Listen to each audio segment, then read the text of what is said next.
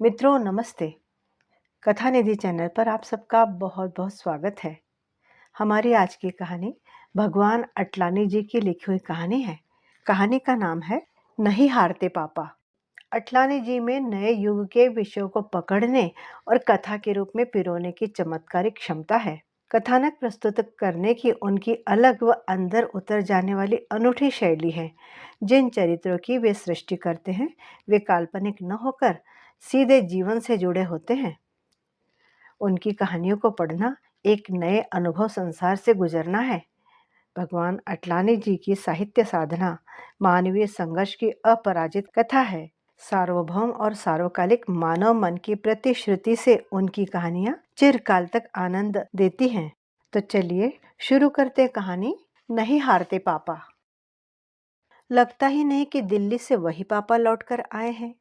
अशांति और अनिश्चितता से भरी बेचैनी, बाहर से प्रतीत होने वाले निर्विकार चेहरे के पीछे छिपी भविष्य की खौफनाक परछाइयां, कमजोरी के कारण बोलने में होने वाली कठिनाई के बावजूद व्यंग और गुस्से से भरा तीखा लहजा, जैसे कि एक तूफान है जो तेज रफ्तार से पापा को झंझोड़ रहा है।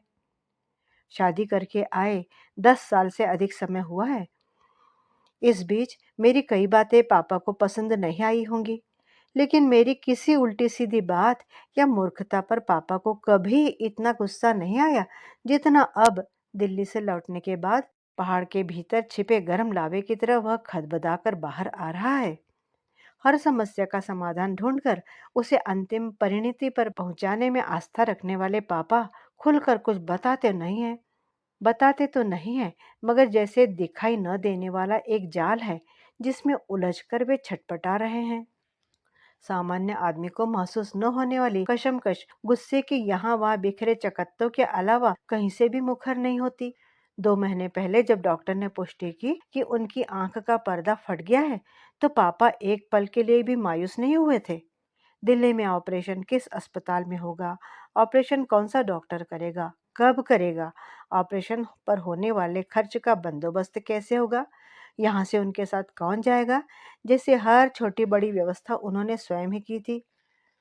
ऑपरेशन से पहले होने वाली सभी जांचें वे यहीं से करवा कर गए थे, ताकि दिल्ली में समय बर्बाद न हो।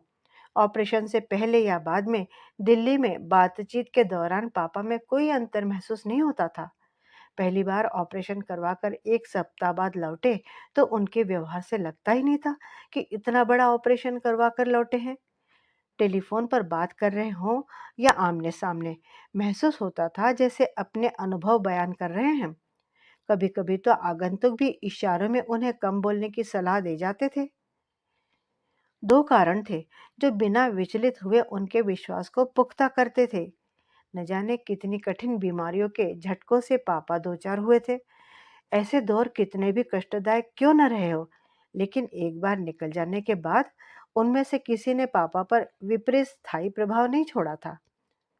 पापा को विश्वास था कि इस बार भी फटे पर्दे के ऑपरेशन के बाद आंख की रोशनी पूर्ववत रहेगी, अंधकार में विलीन नहीं होगी।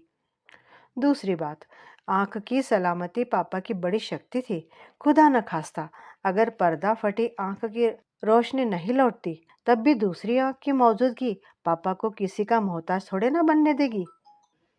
यही वजह थी कि भविष्य के खतरों से आगाह करने वालों को आशा और आश्वस्ति से भरी भीनी भीनी मुस्कान होठों पर बिखेरते हुए वे निरुत्तर कर देते।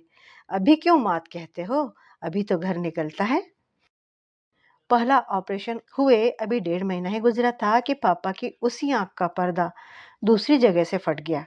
एक बार फिर दिल्ली, एक बार फिर ऑपरेशन। पिछली बार की तरह इस बार भी सारी व्यवस्था पापा ने खुद की, किंतु उनके हर कदम पर मंडराती हुई दुश्चिंताओं की घटाएं दिखाई दे रही थी।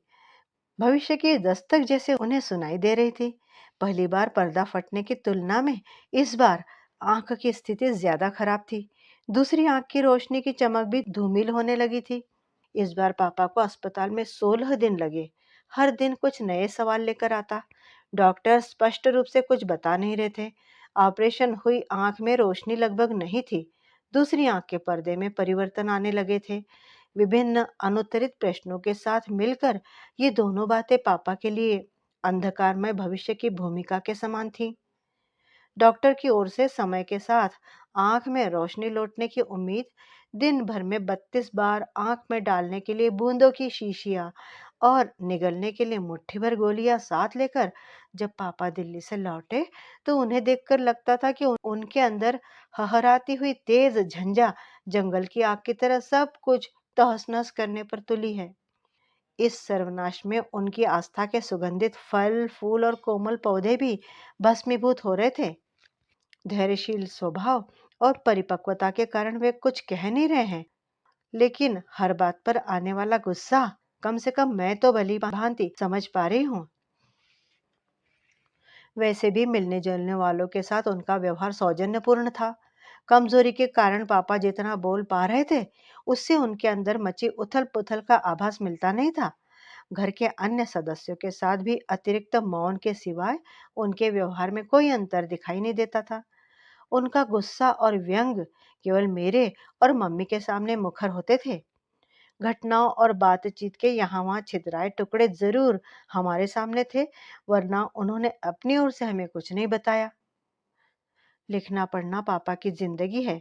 स्पष्ट है कि संवेदना के तत्व सामान्य लोगों की तुलना में पापा में अधिक है, पर निर्भर रहकर भविष्य का सामना करने की संभावनाएं उन्हें दहशत से भर देती है। अपनी पसंद के अनुसार पढ़ने और लिखने वाले पापा को जिस अजनबी दुनिया का वासी बनना पड़ेगा, उसकी कल्पना उन्हें ठीक तरह से सांस नहीं लेने देती। जिस व्यक्ति की लिखने और पढ़ने के अलावा दूसरी कोई वरीयता न रही हो, दृष्टि खो देने के बाद वह कैसे जिएगा? पापा के नाम आने वाली डाक पर्याप्त होती है। समाचार पत्र, पत्रिकाएं, पुस्तकें, चिट्ठियां एवं आमंत्रण पत्र यदि पापा की जिंदगी से निकल जाएंगे तो उनके लिए यह बड़ी त्रासदी का रूप होगा। विवाह के पहले मैं भी गीत और कविताएं लिखा करती थी, इसलिए लेखकों के प्रति सम्मान का भाव मेरे मन में हमेशा रहा है। अनेक पक्ष मिलकर पापा के व्यक्तित्व का निर्माण करते हैं, लेकिन मेरे लिए तो इतना ही बहुत है कि पापा लेखक हैं। अब तो पापा ने अपना गुस्सा केवल मुझ पर और मम्मी पर जाहिर करके एक तरह से घोषणा कर दी है कि वे मुझे बेहद अपनी मानते हैं। आपके मन की तकलीफ को पापा मैं अच्छी तरह समझती हूँ। जुबान खोलकर भले ही कह न सकूं, किंतु एक अनुरोध करना चाहती हूँ। जो अपनत्व मेरे लिए महसूस करते हैं आप, वह आपको कुछ भी अधिकार प्रदान करता है। सारे सारे अधिकार।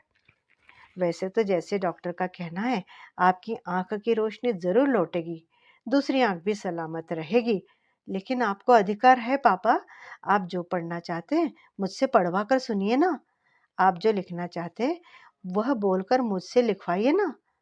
हो सकता है आज तक मेरा व्यवहार आपकी अपेक्षाओं के अनुरूप न रहा हो, मगर यकीन रखिए पापा, भविष्य में मैं आपकी हर मुराद पूरी करूंगी। आप क्यों सोचते हैं कि सभी रास्ते बंद हो गए हैं? मैं बार बार आपकी वाणी से यही सुनना चाहती हूँ। अभी क्यों मात कहते हो? अभी तो घर निकलता है। मैं आपको हारता हुआ नहीं देख सकती पापा। मित्रों, ये थी हमारी कहानी, अटलानी जी की लिखी हुई नहीं हारते पापा। कमोबेश इस तरह की स्थिति अपने अपने घर में सीनियर सिटीजन्स के संबंध में हम लोगों को कई बार देखने को मिलती है, और उनके साथ में हम सकारात्मक रूप से जुड़े हुए होते हैं तब हम भी इसी तरह से उनसे बातें करते हैं, उनका मनोबल बढ़ाते हैं। शायद ऐसी स्थिति आपने भी अपने घर में अनुभव की होगी। आपको कहानी कैसी लगी मित्रों? कमेंट करके ज़रूर बताइएगा। कहानी अच्छी लगी हो तो एक लाइक भी ज़रूर कीजिएगा, और चैनल पर नए हैं तो चैनल को सब्सक्राइब ज़रूर कर लीजिएगा। मिलती हूँ जल्दी ही एक और अच्छी सी कहानी के साथ। तब तक विदा। आपका दिन शुभ हो।